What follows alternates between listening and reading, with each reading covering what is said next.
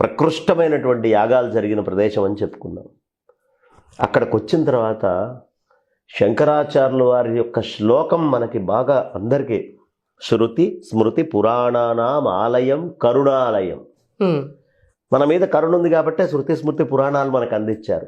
ఆయన కరుణ అంతేనా అంటే, శంకరాచార్యుల వారు వైద్య శాస్త్రమునందు మంత్రశాస్త్రమునందు ఎంత నిష్ణాతులు అనేది ఇక్కడ తెలుస్తుందమ్మా మనకి. వైద్య శాస్త్రము మంత్రశాస్త్రం కూడానా అండి? చాలా నిష్ణాతులు.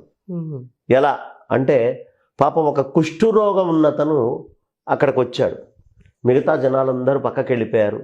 ఓ శిష్యుడు చూశాడు, అయ్యో ఇతన్ని ఎట్లయినా ఉద్ధరించాలి, మన గురువుగారు ఉద్ధరించగలరు కదా అని మెల్లిగా గురువుగారి దగ్గర కాస్త దూరం నుంచి తీసుకొని వెళ్ళారు. కుష్ఠరోగం అంటే పూర్వం చాలా భయపడేవాళ్ళు. మొత్తం క్రిములతోటి ఉండి ఎన్ని రకాలైనటువంటి ఇబ్బందులు, నరకము కనిపిస్తుంది, శరీరాన్ని తినేస్తూ ఉంటాయి లోపల ఆ పురుగులు. సరే, శంకరాచార్యులు వారు చూశారు. మిగతా వాళ్ళందరూ అంతంత దూరంలో ఉన్నారు. శంకరాచార్యులు వారు కరుణతో ఇలా రా అని పిలిచారు. ఆశ్చర్యపోయాడు. ఆయన్ని ఇలా రా అని దగ్గరికి పిలిచినటువంటి వ్యక్తి లేడు అప్పటిదాకా. వెంటనే అతను చాలా ఆనందంతో గురువుగారి దగ్గరికి వచ్చాడు. రాగానే రకరకాలైనటువంటి కొన్ని మందులని లేపనం చేశారు. అతి కొద్ది సమయంలోనే, అంటే ఆయన ఉన్నటువంటి కొద్ది రోజుల్లోనే అతని యొక్క పూర్తిగా శరీరం మీద ఉండేటువంటి క్రిములు అన్నీ పోయి మళ్ళీ శరీరం యథాతథంగా వెలుగుతోటి కూడినట్టుగా తయారైపోయింది.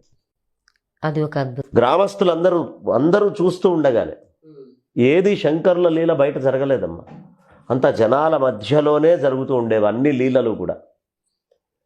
వెంటనే అతను కుష్ఠరోగం నుంచి బయటపడ్డాడు. ఆయనకి ఎంత కరుణ చూడండి అమ్మా. మామూలుగా అసలు కుష్ఠరోగిని ముట్టుకుండే ప్రయత్నం చేస్తారా ఎవరైనా? కష్టం. అలాంటి శంకరాచార్యులు వారి దగ్గర విభేదాలు ఉన్నాయని మాట్లాడే అజ్ఞానం ఉన్న వాళ్ళు ఉన్నారు. ఎక్కడా చూపిలేదు. శంకర్ల యొక్క జీవిత చరిత్ర మొత్తంలోనూ ఆయన కులతత్వాన్ని కానీ, లేదు అహంకార తత్వాన్ని కానీ, విద్యా మదాన్ని కానీ, ఏ మదము శంకర్ల ఎందుకు కనిపించదు.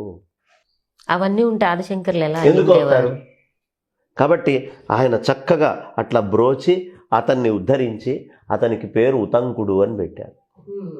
ఇక అప్పటి నుంచి అతను ప్రపంచంలో అన్ని పనుల్ని వదిలేసి నాకు ఈ గురువే సర్వస్వము అని ఉతంకుడు జీవించినంత కాలము కూడా శంకర్ల యొక్క పరివారంలోనే ఉండేవాడు. పూర్తిగా నయమైపోయింది. ఆశ్చర్యమే కదా అతనికి కూడా. తనకు తాను చచ్చిపోవడం ఉత్తమం అనుకుండేవాడిని దివ్యాంగంగా తయారు చేసి పూర్తి ఆ వేదాంత ప్రచారంలో తన వెంట ఉంచుకున్నారు. ఇది శంకర్ల యొక్క అపారమైనటువంటి కృప.